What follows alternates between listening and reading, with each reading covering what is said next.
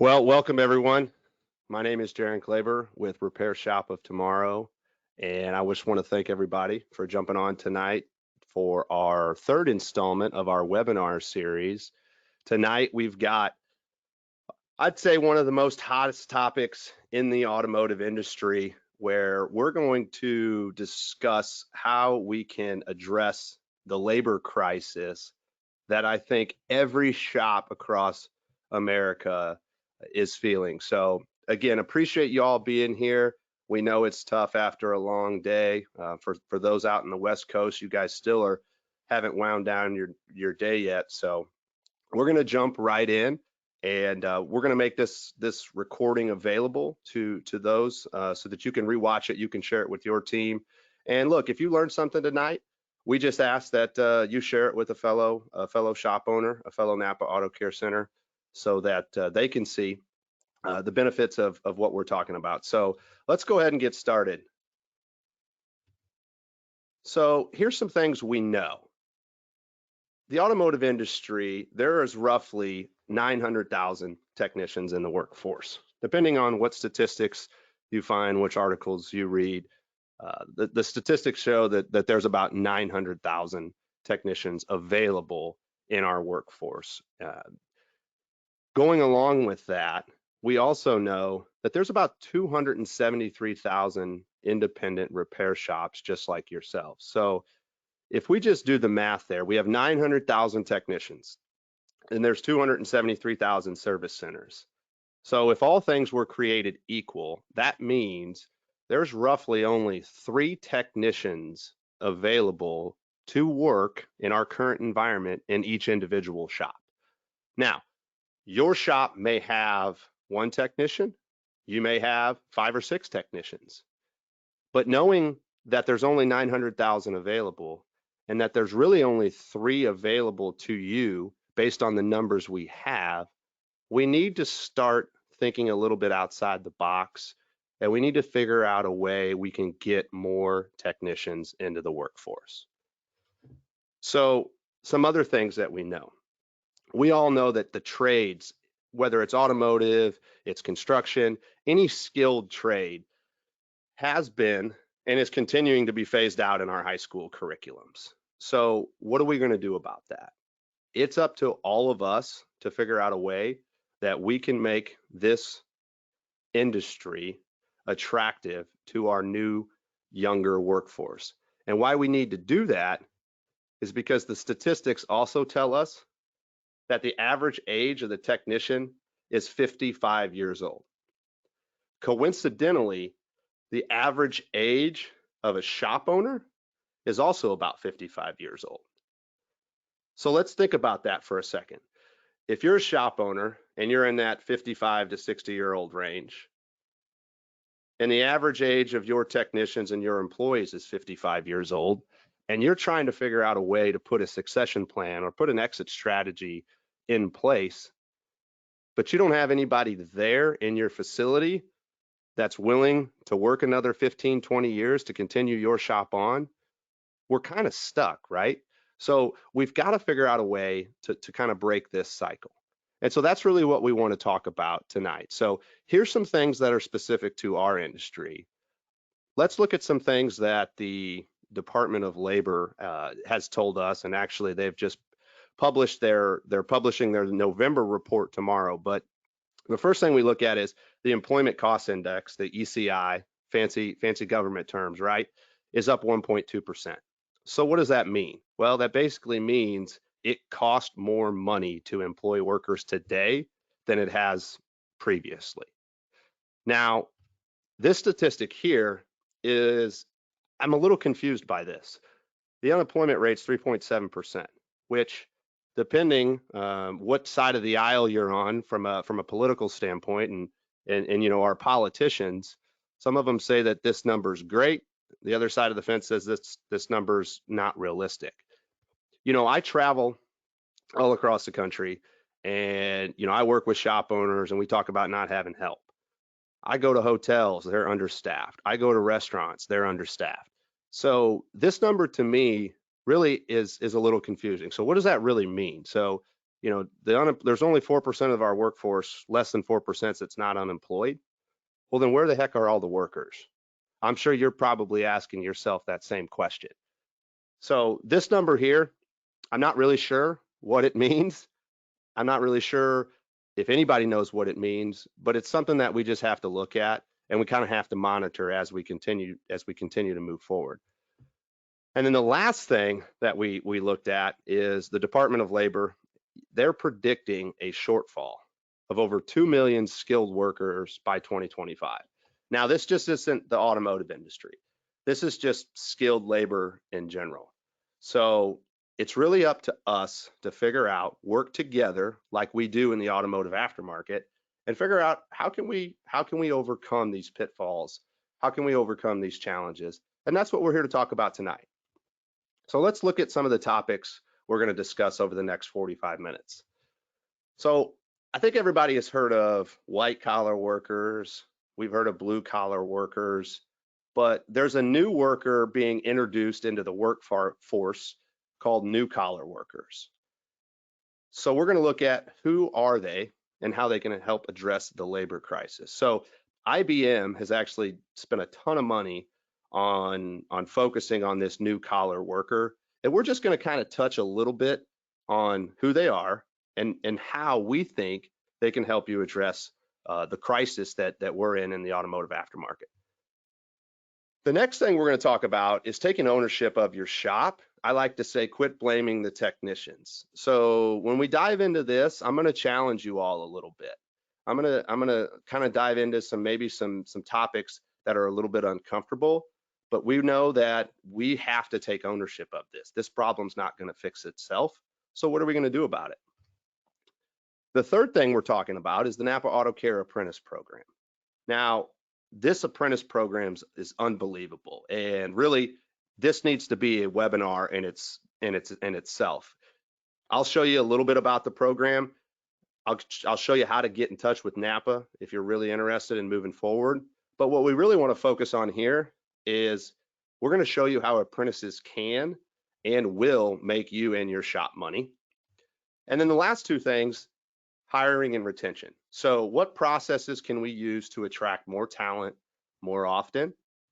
And then also, when we get that talent, what type of retention strategies can we implement, to keep your employees and keep them happy? So new collar workers.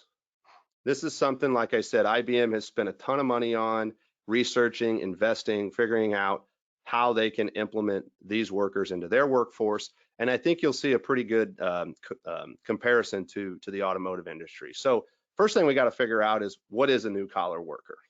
So the definition is an individual who develops technical skills through non-traditional educational paths. So if you think about that, where can we find those people? Well, they're developing these skills through either community colleges, vocational schools, technical certification programs, and or on-the-job apprentices and internships. So how do we hire these people?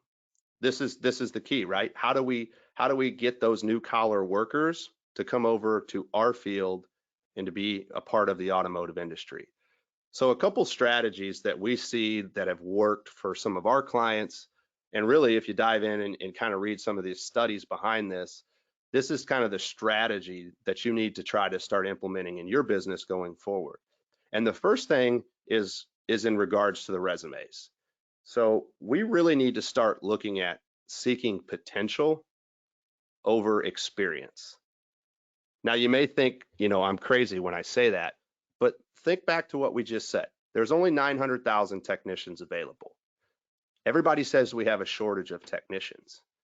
So if we're simply just looking for experience, what are the chances that those folks that have experience, they're already working in another automotive shop, right? So how about we start looking at potential versus experience? Now, I know that may be a completely different thought process than you've had before, but look, we all understand this business is different today than it was 2 years ago and 5 years ago. and it's continuing to evolve. So let's shift our focus to applicants that can demonstrate that they have an ability to learn and process new information, because we all understand the automotive industry is changing, and it changes every single year. So we need to have somebody in our shop that's wanting to learn and they can quickly process new information. We also want to make sure that we're offering career paths for our people. So if we're offering a career path, we want the potential candidates we're looking for to have that growth mindset, because we want them to have a career. We don't want them to have a job. And then the last couple things, of course, they're going to need to have some sort of technical aptitude, and they need to have the initiative to go to work every single day and really start solving problems.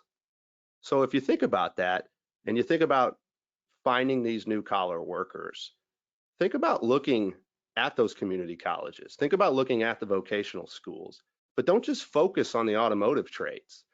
Think about HVAC, think about construction. We have a great industry that can put these people in a technician role, grow them into service advisors, and potentially make them owners. And it's a lucrative career. So if we have people that are willing to put some sweat equity, willing to put in the work, then we should have jobs available for them. So where do we find them? Well, just kind of like I talked, we need to contact our community colleges, our vocational schools, our high schools, and any other training program you have in your community. Now, here's the key. Once you get involved with those schools or those training programs, this is where the rubber meets the road. You need to collaborate with those folks, with those programs, and create training programs inside your company. All right. Now, obviously, these training programs should align with the job functions that these people are going to do. Now, you have the resources available to you through the NAPA AutoCare program, through the apprentice program. We're going to talk about that. So a lot of that heavy lifting is done. So just to kind of recap, the new collar workers, think outside the box. They may not be coming through a vocational school or through a community college in the automotive industry, and that's fine. If they have a growth mindset, if they're willing to put the work in, they're willing to learn on the job, then we should have a career path that's attractive to this new collar worker.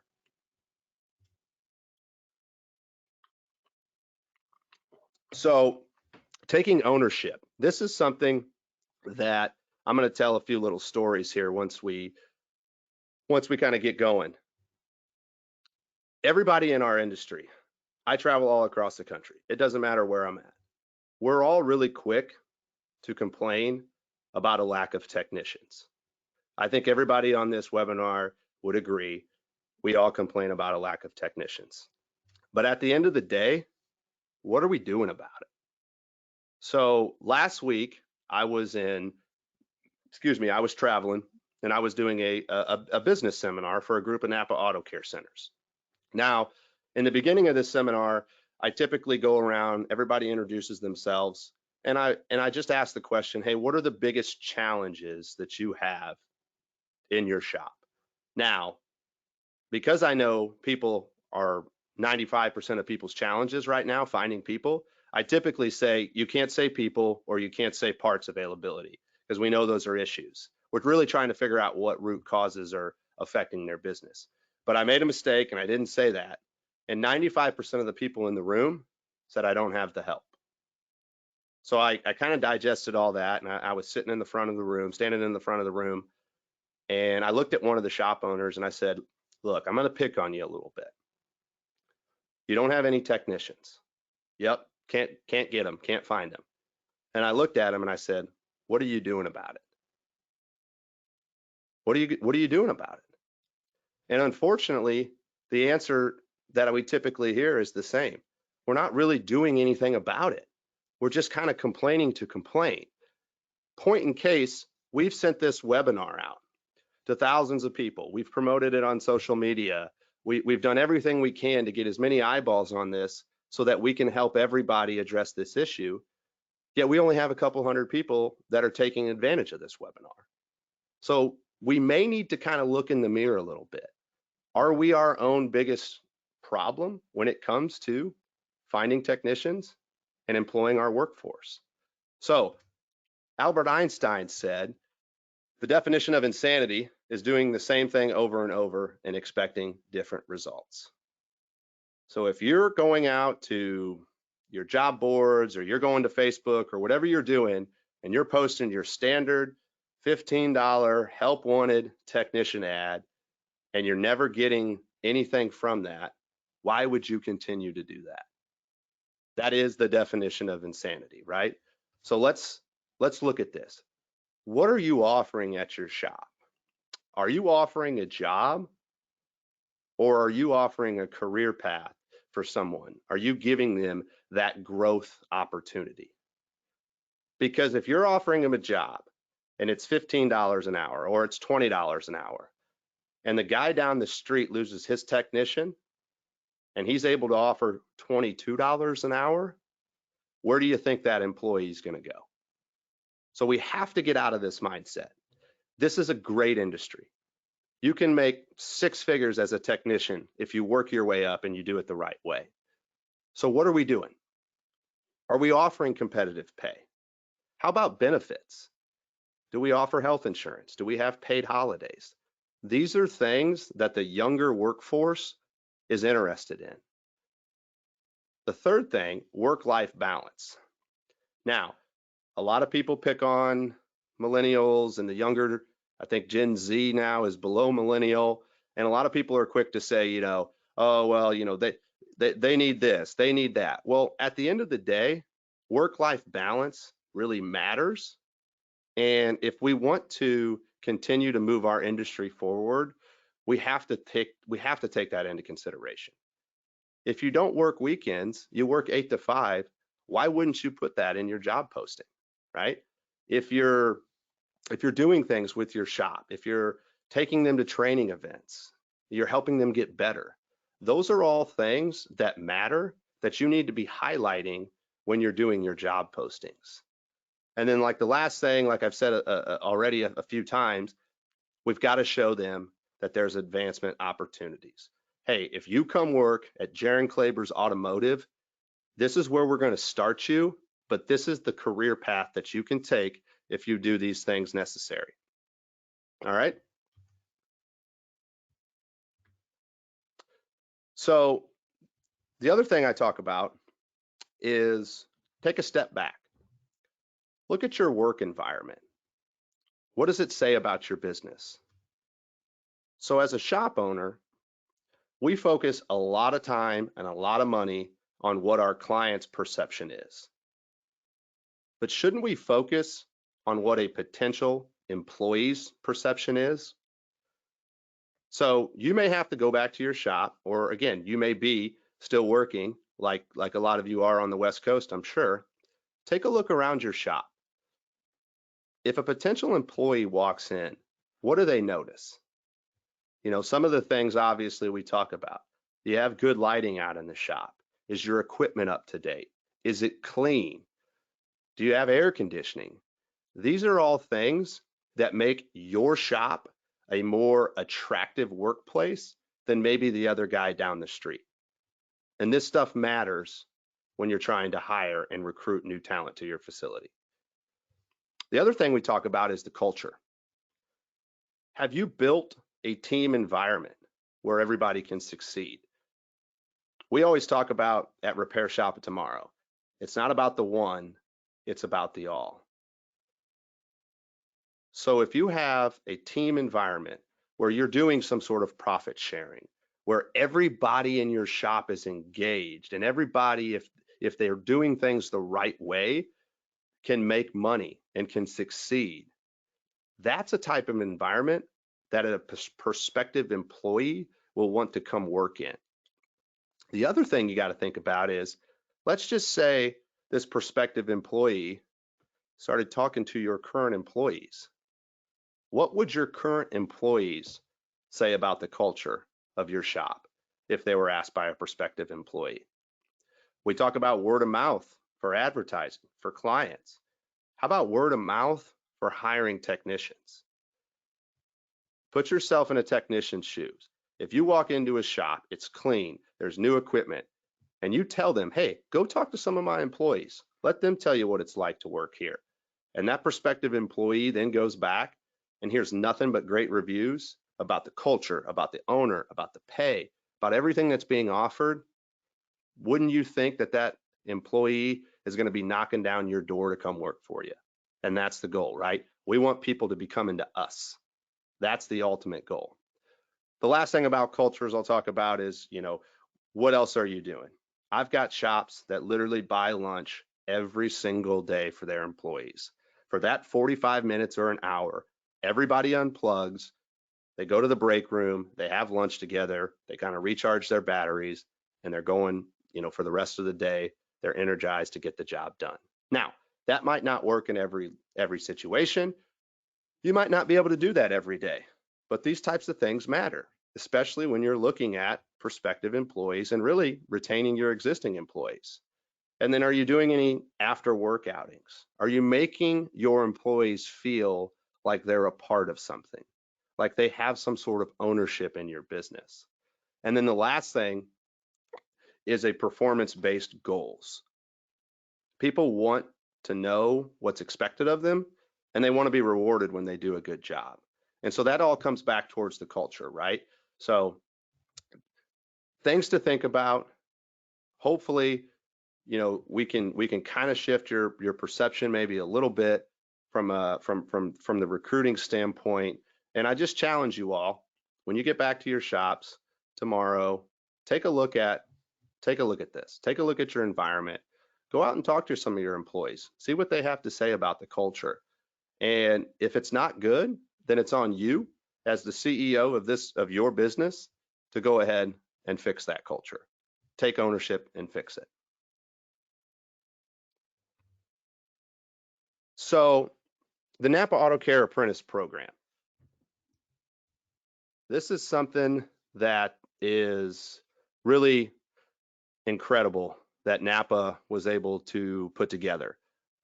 Jake Sorensen and Pete McNeil from McNeil's AutoCare in Utah. A quick story how this thing got started.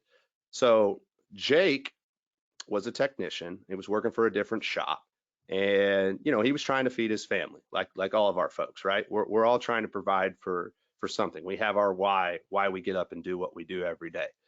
And so Jake went to his owner and he said, hey, I need to make a little bit more money. What can I do? He showed that initiative, right? We talked about what can I do? And he said, well, if you get more ASE certifications, I can pay you more money. Challenge accepted. Jake might have been one of the first new collar workers we talked about just a few minutes ago. So anyway, so Jake, he goes out, he takes his ASE certifications, he comes back, he says, hey, I got all these certifications. And his owner said, well, I can't afford to pay you that much. I didn't know you were going to go out and get all of these. So Jake left. So Jake said, hey, look, I'm going to go somewhere else. I don't feel appreciated here. So he walks into McNeil's AutoCare and he shows Pete and everybody, hey, here's all my certifications. Here's everything I got. And Pete goes, Jake, do you realize you're a master technician? And Jake's like, I don't know. What does that mean? He literally went and took all of his tests to become an ASE master certified technician. And his previous shop basically told him, I'm sorry, you're not worth it here. I can't afford to pay you. So fast forward, Jake's working in the shop and McNeil's is growing, and he starts working with some of the local schools, and they build this apprentice program. They've got it certified by the Department of Labor in the state of Utah. And Pete said, we got to take this thing globally. This is unbelievable. This is how we're going to help solve the technician shortage. And so they're Napa Auto Care Center. They brought it to the Napa Auto Care team. They kind of went through the whole program, dived down and said, wow, this is something we're going to get behind. And we're going to figure out a way to get this out to the masses. So they did. It's been going for a couple years. It's a great program. Unfortunately, you know, I think the numbers we're only at about 800 apprentices across all 17,000 NAPA AutoCare centers. So we got some work to do. But quickly, how does this program work? So the NAPA AutoCare Apprentice Program, it consists of 9 stages. Each one of these stages lasts for, or excuse me, the whole program lasts about 18 to 24 months. It's really depending on how fast or how slow the apprentice can move. But during this time, the apprentice is going to work hands-on with the support of a mentor. They're going to complete all their online and classroom training. And at the end of 24 months, they're going to earn 4 ASE certifications. So you think about that. You can literally bring somebody into this program from the ground level. I think the beginning of their training program, they're literally showing them how to air up tires. That's how basic this program starts. But when they work through and they work with their mentor and they take all their training, remember, new collar workers, how do we look for them? Problem solving, initiative. This program right here, this is exactly what we're talking about. All right, so they complete this program. They have 4 ASE certifications. They're being compensated well, and now they have a career, not just a job. So what do we know from a pain point from a young 18-year-old, 19-year-old male, female to get into this industry? It costs money. The tools are expensive. So NAPA, utilizing the relationships they have with the tool manufacturers, they've created an apprentice toolkit. This kit is everything they need to get started. It includes a 4-drawer tool cart, and NAPA is offering this set at their cost of $1,800.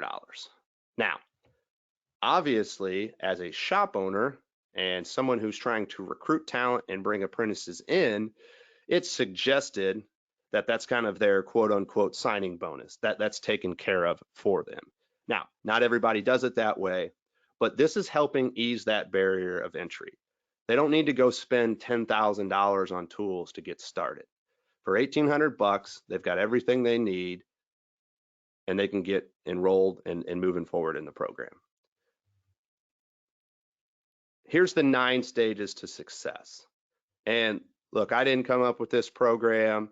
You know, like I said earlier, the NAPA team has all the information you need on this. I'll show you where to get that information here, but I just kind of wanted to outline the 9 stages to success.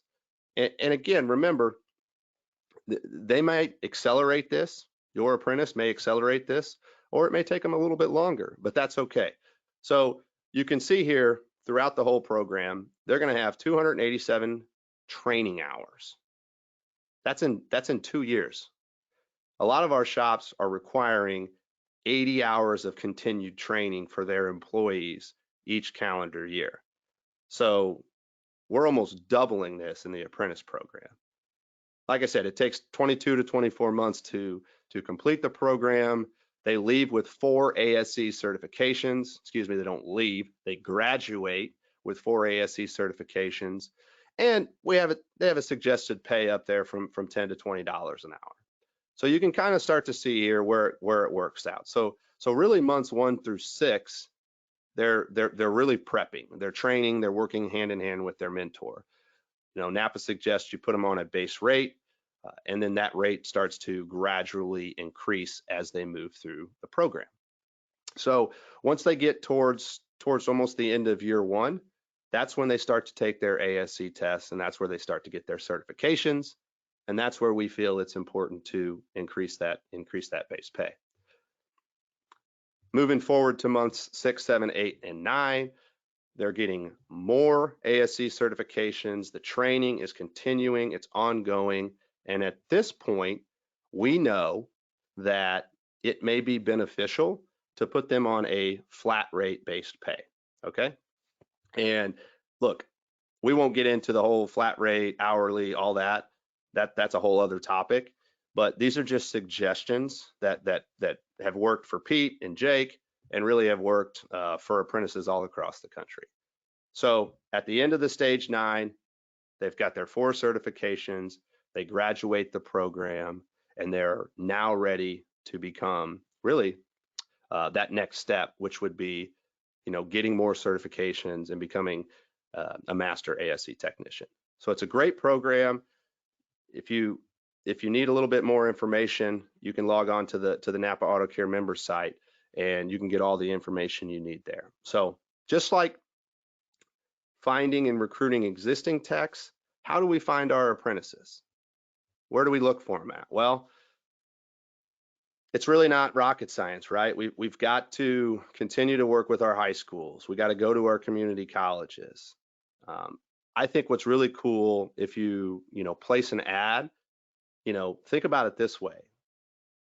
You can earn while you learn, because that's what you're doing. This is an on-the-job training. So now I don't have to go spend $10, $20, $40, $50,000 to go to school because that's what mom and dad told me I have to do. Now, a lot of us probably went to college. We might have felt pressured that that's what we needed to do. We needed to go to college because that's how we were going to be successful. Well, that's not the case, right? The automotive industry is great. It's a great career, and you can make a lot of money if you do it the right way. So instead of going and investing all this money in something that maybe you really don't even want to do, how about you come work for us? We're going to teach you, and while we are teaching you, we're going to pay you as well. And the last thing I say here is think outside the box. Your apprentices don't have to come from the automotive industry. They just have to have that ability, a little bit of technical aptitude, and the ability to learn. So this picture right here, the gentleman with the beard that looks a little bit older than everybody else, that's Jake Sorensen. So he's really the kind of founder of the apprentice program. And those 3 other gentlemen there next to him are all apprentices at one of our clients, Roy Foster's Automotive.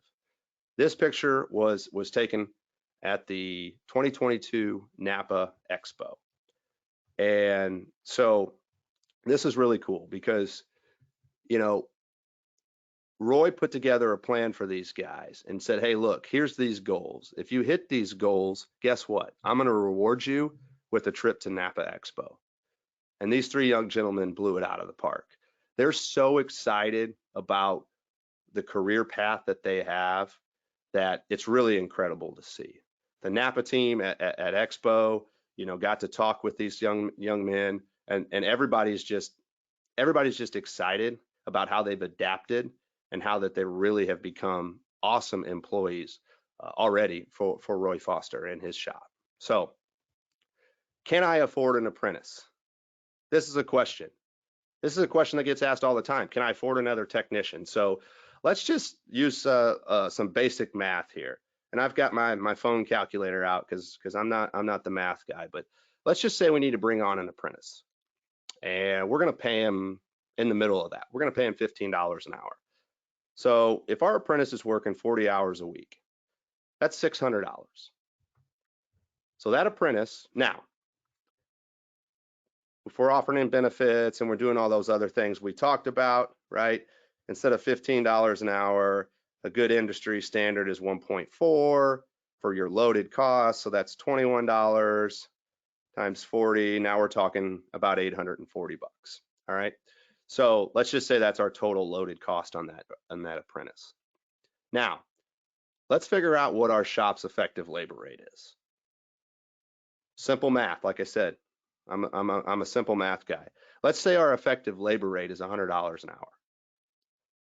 So all that apprentice needs to do in a 40-hour work week is bill 8.4 hours to pay for themselves. That's it. Now, you can use this same calculation when you're looking at hiring a master tech and he's asking for $50 an hour. Figure out what their cost is, what it's going to cost you loaded, figure out what your effective labor rate is. If you don't know how to do that, we can help, and start to work backwards. So let's just say, oh, Jaron, well, my apprentice isn't going to be at $100 for an effective labor rate. That's what my best guys are at. Okay, let's say he's at $75 an hour. Now he needs to bill 12 hours on a 40-hour work week. So that apprentice needs to be essentially 20% productive for you as a shop just to pay for him. If he can do or she can do anything more than that, that is profit that is being put back in your pocket as a shop owner. So we have some statistics here. This is a software we provide to our clients called Labor Profit Management. These are real numbers, and one of our shop owners who has apprentices was gracious enough to share these numbers with us. So each one of these boxes is a technician, one of their apprentices, and each line is a month's worth of work. So if we look at just the very top one, they were clocked in for 113 hours and they billed 81 hours. All right. So 70% productive for that week. The average technician is about 67% productive. That's what the statistics tell us.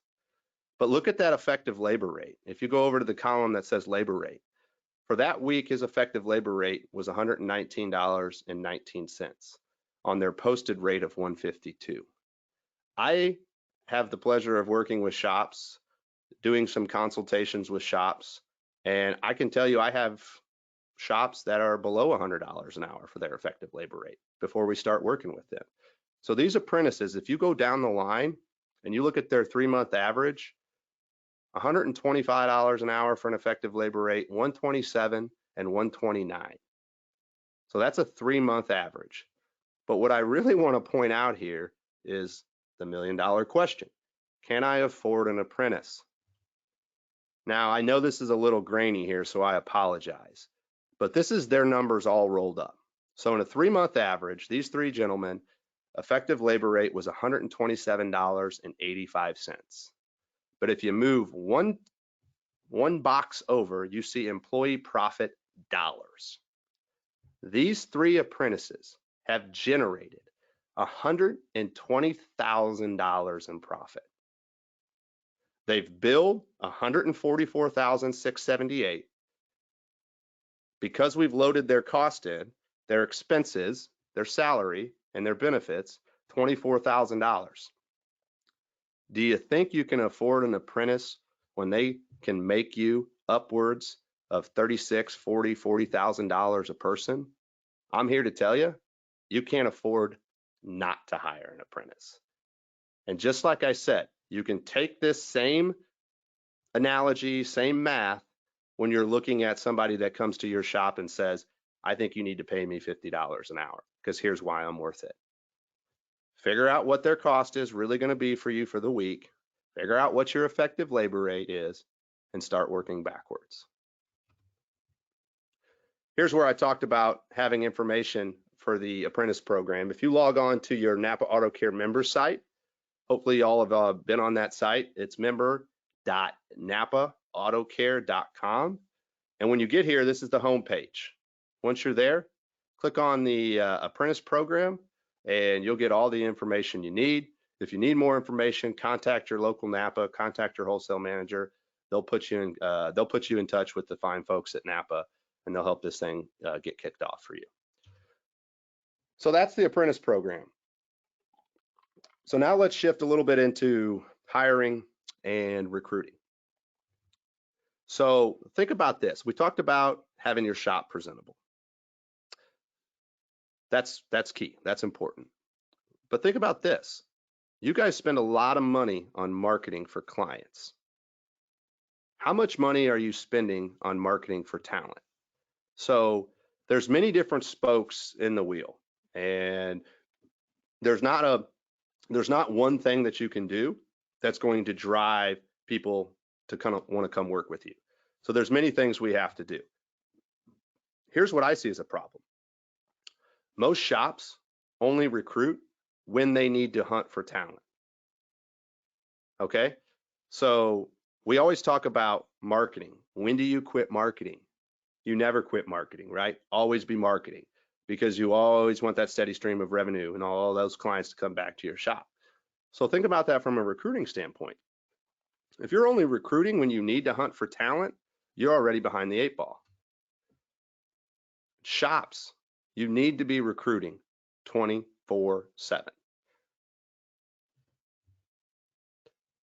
So job boards, we've got Indeed, we've got ZipRecruiter, LinkedIn has become huge on posting jobs.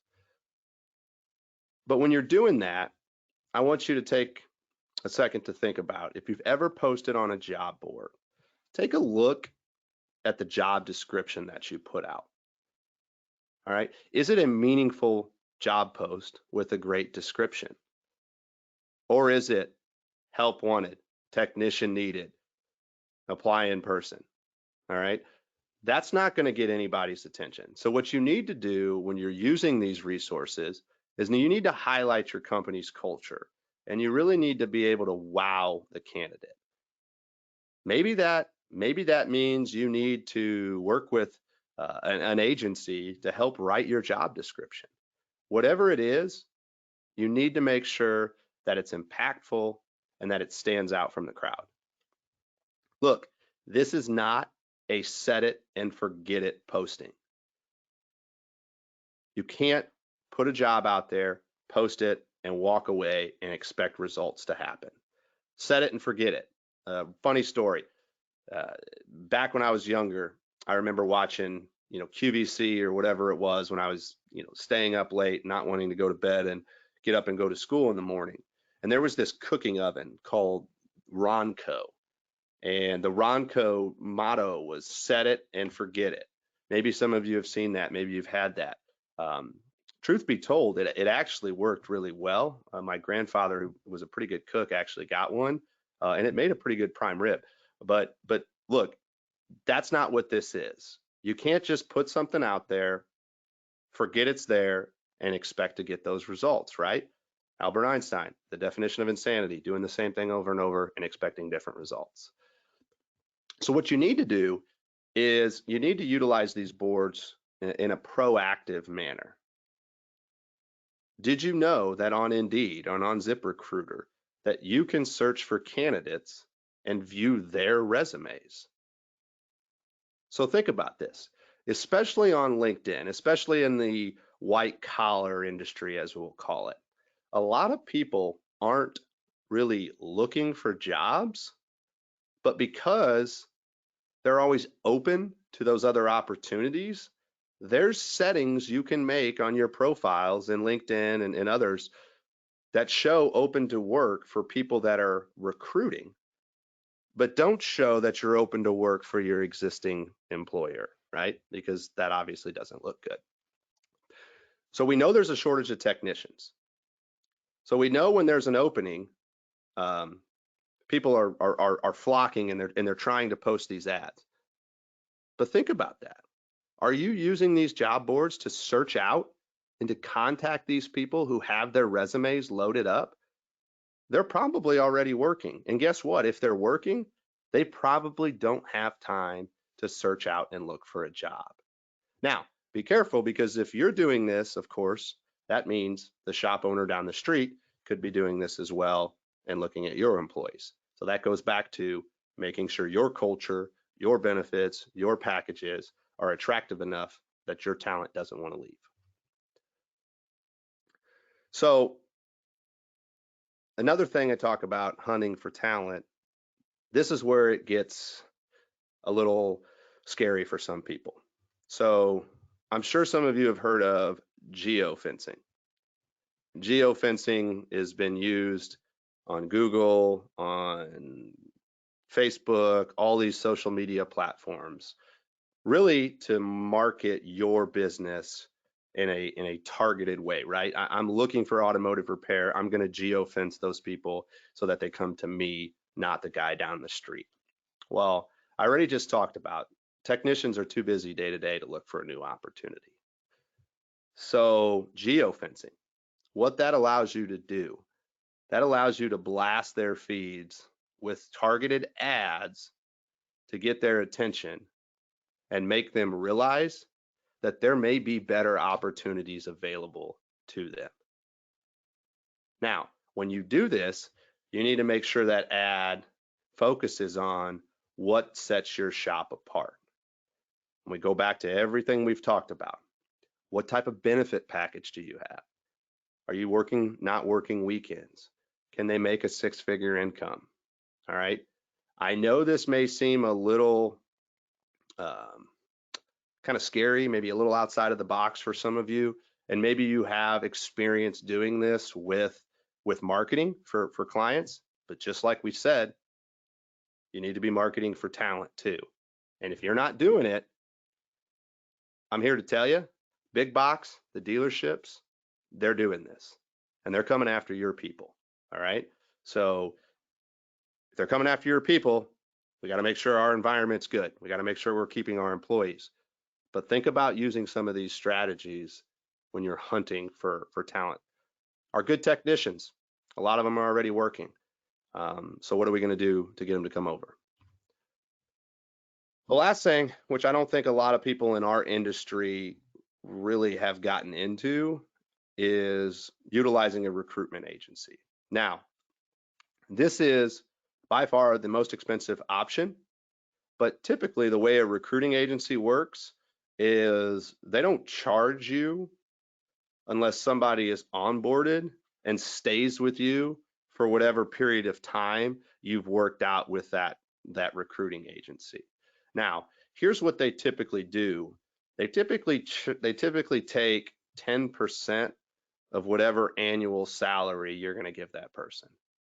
So let's just say it's a master tech, and let's just say it's $100,000. Simple math, remember? I'm not a math guy. Well, that's $10,000 they're going to take, okay? But if you have this technician and he's the best guy and you want to get after him and you want him in your shop and he's making $50, $60 an hour, whatever it is, but he's billing consistently 65, 70 hours of billable hours per week, how much money has that technician making you? Now, instead of taking 3, 4, 5 months to fill that spot, if you use a recruiting agency and leverage their network and they can get you that guy a month sooner, 2 weeks maybe, whatever the case may be, that service can easily pay for itself, right? So think about that. We don't like to spend money to hire people.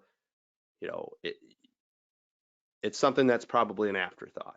But if we're doing this and we're using recruitment agencies and we're doing this geofencing, you really need to take your recruiting budget, so to speak, and make it a part of your marketing budget. Because at the end of the day, that's what it is, right? You're marketing for talent. You're not marketing for new customers, but you are marketing for talent. Again, we've had people that have had really good success utilizing these avenues. So the company website,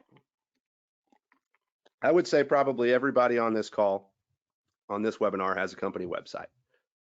So here's what I'm suggesting you do. Make sure you have a separate landing page on your site that's dedicated to careers. And then once they click on that, please, let's put some content there. Let's make it attractive. So this is Corey Evaldi from Olmsted AutoCare.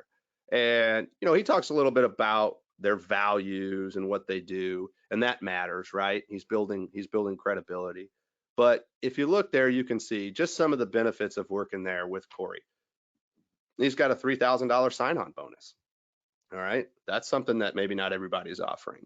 And then he talks about how you don't have to work weekends, no nights, great pay, a bonus plan, tool allowance, a benefit package including health insurance.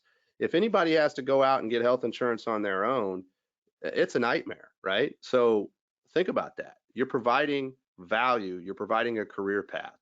So get on your website, get with your developers, whoever you're using. If you don't have a career page today, start implementing that tomorrow. Now, something very cool that you can do on your company website. We're going to talk about storytelling utilizing video. So what if, think about this, you could show every prospective employee what it's like to work at your shop. You could let them hear directly from your team about why they love going to work every day and why they love working for you. And they can learn for themselves about your company's culture and see the actual working environment in motion. How do we accomplish that? We can accomplish that by utilizing video to tell your shop's story. Now, what this does, this attracts the attention of the kind of people that you want to work in your business. And they become interested in the culture and the people they see on the screen, and they want to find out more. They want to know, how do I get to a place like that? We've worked with a company called Spark Interactive, Patrick Egan. Many of you probably have heard the name. He's been in the automotive industry a long time. But Patrick's company, Spark, does this. They do all types of videos for your automotive shop. Just do yourself a favor, go ahead and Google Spark Interactive and go to their website and look at what they have done for shop owners, NAPA AutoCare centers, just like yourself, from the recruiting side. Once you get there, you'll be able to see everything they do. But really, the way that he's able to tell the stories and able to present that and put that on the website, on your website, to me, is really one of the most powerful things you can do. And Patrick's a great guy to work with. He's phenomenal at what he does, and I think everybody on this call could benefit from utilizing something like this. So what are you waiting for? We talked about it earlier. We know we have a technician problem. Are we doing anything about it? Or are we just going to sit here and complain about it? So look, if you're waiting for talent to just walk in your door, you're probably going to be waiting for a long time. If you play that waiting game, that's probably going to mean, or could mean, tens or even hundreds of thousands of dollars lost, right? Second thing, we always have to keep recruiting. Recruiting can never end. You know, I want you all as shop owners to have a stack of resumes sitting in your file so that when the day comes that you do lose somebody, that you're already filling that person with someone that you've talked to and that you've recruited in the past. Always keep those doors open. And then the last thing I say is put together a plan and stick to it. So we always talk about, if I don't have it wrote down, if I don't have it up on my whiteboard, whatever the case may be, if it's just in my head, it's never going to happen. So write it down, put a plan together, and stick to it, because what you focus on happens. So if you put a focus on recruiting, if you put a focus on retention and put a good plan together, you're going to see good results. So look, that really kind of wraps up the kind of topics of the webinar we wanted to talk about, but we realize this is such a powerful topic. So what we're going to do in December, instead of having another webinar, we're going to go live on Facebook and LinkedIn, and we'll make the video of Ken. It'll be live. You'll be able to reshare it. We'll post it out. But December 8th at 2 p.m. Eastern time, myself, got some great people that are going to come talk with me. Whitney McDaniel, she's a workforce strategist, coach, and speaker. Her company, Omnia, is in the health and benefits space. And so Whitney, she's a rock star. She's got some multi-billion-dollar clients that she works with, and she's going to kind of help give us a perspective of what works in other industries, because we aren't all that different. Everybody's struggling a little bit, so we can learn a little bit from her. And then Roy Foster, our good friend, he's the owner of Roy Foster's Automotive. He has 3 apprentices in the program. Roy also was just recognized as the 2023 NAPA AutoCare Center of the Year. And so we want to talk to Roy, let you guys hear from a shop owner like yourselves, just like you all, what that program has done for him and what it's done for his business. So if you got this email, if you saw about this on social media, you know, this webinar, we'll make sure that we get this out. But we're trying to be better, and when we end these things, we're trying to show you what we have coming in the future. So December 8th at 2 p.m. we're excited to continue this conversation. So last thing, I've got this QR code on the screen here. So the company that I work for, Repair Shop of Tomorrow, we are the endorsed coaching and in-house marketing company for NAPA AutoCare. So we've been putting these webinars out. We're just trying to help the industry. We're trying to focus it on education. But something that we also do is we're offering a free business evaluation. So if you're interested in a business evaluation, all you got to do is take your smartphone right here, hold it up on this QR code. All right, it's going to take you to our website where you can put in a little bit of information. That information can come to me, and then I'll contact you all to start your evaluation. So basically all we need is a year-to-date sales summary from whatever shop management software you have. We're going to talk about the numbers on the phone real quick. We're going to get a little bit of, how many techs, how many service advisors you have. And then I'm going to digest that information, and we're going to build an evaluation playbook. And it's going to be focused on labor gross profit, parts gross profit, effective labor rate, productivity efficiency, gross profit dollars per hour, average RO, and labor hours per ticket. All right. So once I have that information, I'll put it together, I'll get your playbook, and we'll schedule a call to simply review the book. So when we're on that call, all that call is about is we're going to discuss what we found. We're going to see where you're at, and we're going to discuss maybe how we can improve that. And then lastly, we're going to compare your shop's numbers, which of course we don't share with anybody. This is all protected information. We're going to share your numbers kind of in a graph to our RSOT clients' numbers that we track, and kind of show you where you're at on the curve. And if you're interested, we'll help you develop a strategy for improvement, and we'd love, the opportunity to do that. So 20 minutes, no hassle consultation. This is something that we're providing for you all. You can take the playbook when we're done with the evaluation. It's yours to keep, it's yours to use however you see fit. But we're just looking forward to the opportunity to connect with more great NAPA Auto Care centers, continue to provide education, and see if there's an opportunity where we can help unlock your shop's full potential. So with that, I want to thank everybody for their time. We put these things at an hour. I apologize, I keep looking down. I want to make sure that I stay on time. So look, it's 7:27 here in the East Coast.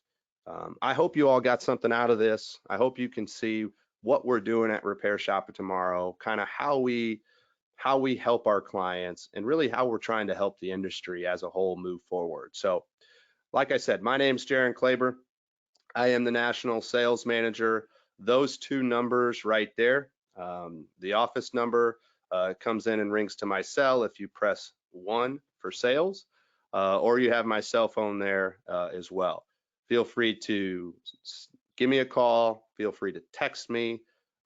You can find me on Facebook, on LinkedIn, Jaron Kleber. Follow Repair Shop of Tomorrow. We're on Facebook and LinkedIn as well. And again, I just can't thank you all enough for spending some time with us tonight to see how all of us can help address the labor crisis in the automotive industry. Thank you all. Have a great rest of your night, and we'll see you on December 8th at 2 p.m. for our live podcast streaming on Facebook and LinkedIn. Thanks again, everybody. Have a great night.